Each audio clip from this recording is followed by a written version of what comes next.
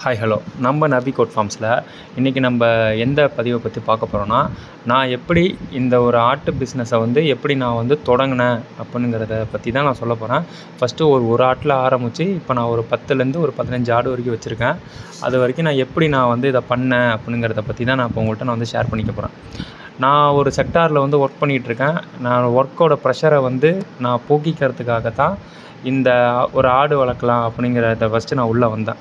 உள்ளே வந்ததுக்கப்புறம் தான் இதுலேருந்து இந்த சின்ன சின்ன நுணுக்கங்களெல்லாம் நான் கற்றுக்கிட்டு, இதுக்கு ஆட்டுக்கு உடம்பு சரியில்லைனா என்ன மெடிசன் யூஸ் பண்ணணும், அது இல்லைனா அதை எப்படி நம்ம வளர்க்கணுங்கிறத பற்றி நம்ம சேனலில் நிறைய வீடியோஸ் போட்டிருக்கேன். அதை நீங்கள் போய் பாருங்கள், உங்களுக்கு ரொம்ப ரொம்ப யூஸ்ஃபுல்லாக இருக்கும். இயர்லி மார்னிங் நான் எந்திரிச்சோன்னே இப்போ நான் விசிட் பண்ணிகிட்ருக்க மாதிரி தான் நம்மளோட ஆடுகளையும் சரி கொட்டைகளையும் சரி நான் விசிட் பண்ணி பார்த்துருவேன். இதை பார்க்கும்போதே பார்த்திங்கன்னா உங்களுக்கு ஒரு பீஸ்ஃபுல்லாக இருக்கும். எப்படி எல்லாம் நான் கரெக்டாக இருக்கான்னு செக் பண்ணிடுவேன். இந்த மெடிசன் வைக்கிற இடத்துல மெடிசன்லாம் நல்லா பார்த்துருவேன்.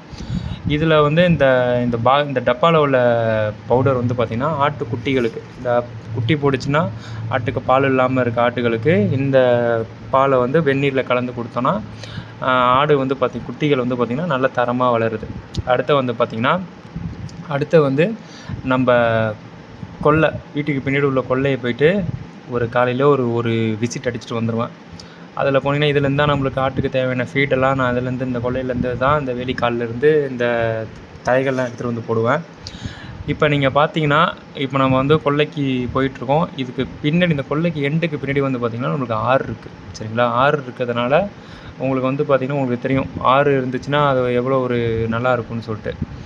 இப்போ நம்ம கொல்லையோட கொட்டைகள்லேருந்து நம்ம என்ட்ரன்ஸ் வந்ததுக்கப்புறம் இந்த இடத்துலேருந்து தான் நாங்கள் ஒரு போர் வச்சு தண்ணி நம்ம வீட்டுக்கெலாம் சப்ளை பண்ணிகிட்ருக்கோம். இதை பார்த்திங்கன்னா கொல்லைக்கு நாங்கள் போட்டுருவோம். கிராமப்புறங்களில் பேசிக்காகவே கத்திரிக்கன்று, கீரைக்கன்று எல்லாமே ஆட்டோமேட்டிக்காகவே அங்கே எல்லா இடத்துலையுமே இருக்கும். இதை நாங்கள் வச்சுருக்கோம்.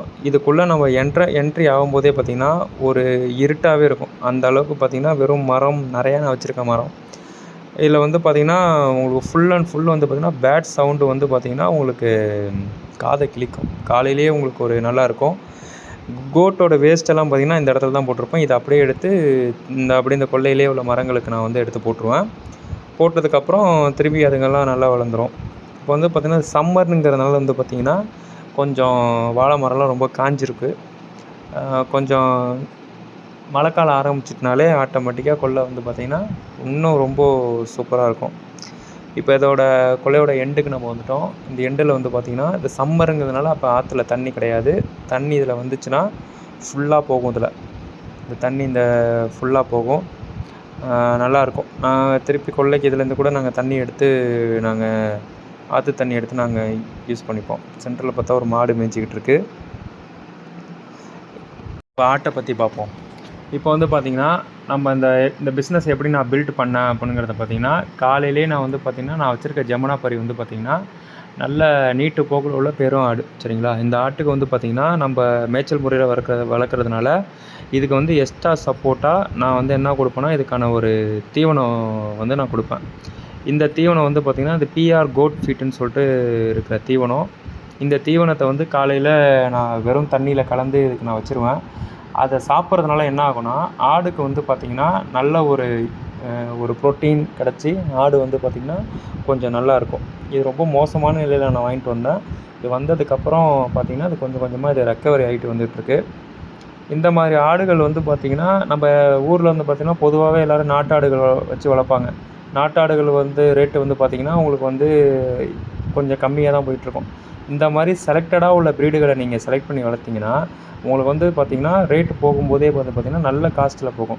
இப்போ இந்த ஜமுனாபாரி குட்டி 2, இந்த கொடியாடு குட்டி 2, இது 4மே பொன்குட்டி. இதெல்லாம் பார்த்திங்கன்னா இதெல்லாம் 6 மாதத்து குட்டிகள் தான்.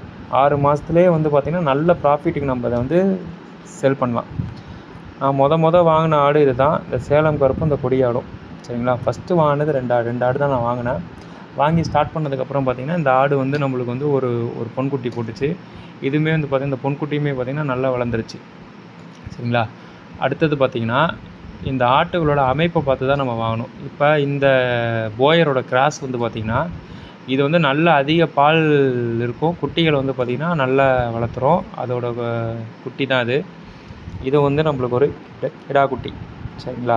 ஃபஸ்ட்டு நம்ம ஒரு இனிஷியலாக நம்ம ஒரு ஆடு வாங்குகிறோம், எனக்கு வந்து பெரிய என்கிட்ட ஒரு அமௌண்ட் இல்லை, அதை வச்சு நான் எப்படி அதை ஸ்டார்ட் பண்ணுறதுன்னு நீங்கள் பார்க்கும்போது, ஃபஸ்ட்டு இருக்கிறது ஒரு ஆடு வாங்குங்க.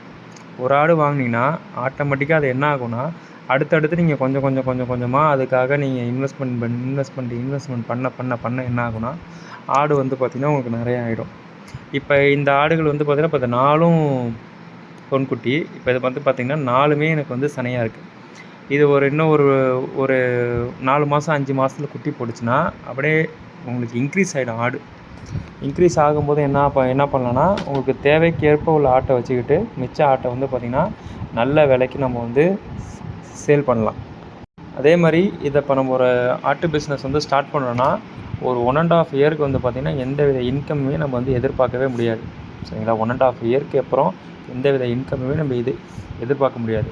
அந்த 1.5 இயர்க்குள்ளே நீங்கள் வந்து தாயாடுகளை வந்து எந்த அளவுக்கு நீங்கள் வந்து நல்ல ஒரு பேஸ் நீங்கள் செட் பண்ணுற மாதிரி தாயாடுகளை எந்த அளவுக்கு நீங்கள் செட் பண்ணுறீங்களோ அதுக்கு ஏற்ற மாதிரி தான் உங்களுக்கு லாபம் வந்து அதுக்கப்புறம் பார்த்திங்கன்னா ஒரு லாபம் கண்டிப்பாக இருந்துக்கிட்டே இருக்கும். இப்போ நம்ம வச்சுருக்க இந்த கொடியாட்டு கிடா வந்து பார்த்திங்கன்னா நான் 2 பல்லாக இருக்கும்போது வாங்கினேன்.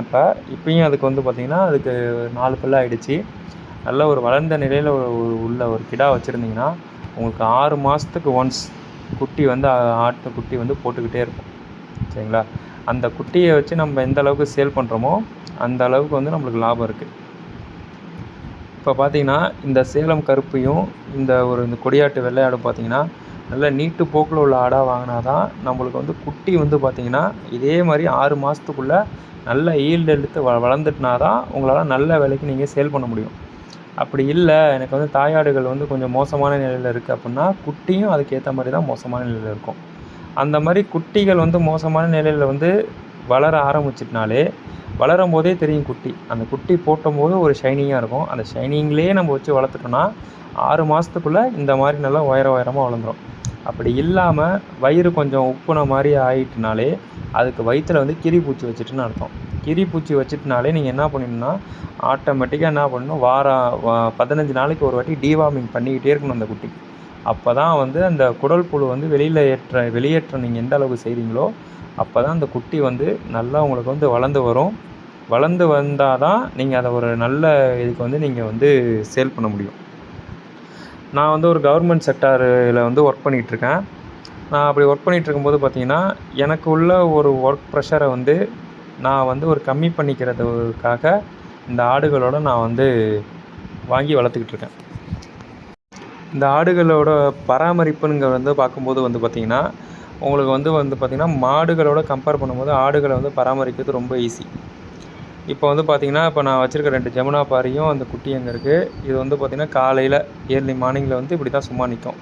இப்போ நான் வந்து ஃபஸ்ட்டு காட்டின அந்த சேலம் கருப்பு அந்த கொடியாடும் வந்து பார்த்திங்கன்னா அகைன்ஸ் 1 குட்டி போட்டுருச்சு. 2 குட்டி மொத்தம் 4 குட்டி போட்டு இங்கே குட்டிகள் இருக்குது. இந்த குட்டிகள் வந்து பார்த்திங்கன்னா நல்லா வளர்ந்து வந்துட்டுனா அதை குட்டிகளோட ரேட்டுன்னு வந்து பார்த்திங்கன்னா நல்லாவே போகுது. அதாவது பார்த்திங்கன்னா நார்மலாக இப்போ நம்ம வந்து நாட்டாடுகள் வச்சுருக்கோங்கும் போது நம்மளை தேடி வரமாட்டாங்க. இதே ஒரு நல்ல ஒரு ப்ரீடாக வச்சுருக்கோம் அப்படிங்கிற பட்சத்தில் வந்து பார்த்திங்கன்னா நம்மளை தேடி வந்து இதை வந்து நம்மள்ட்ட வந்து வாங்குவாங்க. தேடி வந்து எப்படின்னா இந்த ப்ரீடு வந்து எங்கள்கிட்ட இருக்குது, இந்த ப்ரீடு வந்து எங்கள்கிட்ட இருக்குது, அப்போ இந்த ப்ரீடை வந்து நம்ம வாங்கலாம் அப்படின்னு சொல்லிட்டு ஒரு எண்ணம் வரும். அவங்க தான் நம்மளோட கஸ்டமர். ஆடுகளை விற்கும்போது அதே மாதிரி நம்ம வந்து அவசரப்படவே கூடாது. புரியுதுங்களா? பொறுமையாக நிதானமாக இந்த மாதத்துல தான் நம்ம விற்கணும்னு நம்ம டார்கெட் வச்சு விற்றோன்னா நல்ல லாபம் பார்க்கலாம். தேங்க்யூ. யூஸ்ஃபுல்லாக இருக்கும்னு நினைக்கிறேன். தேங்க்யூ.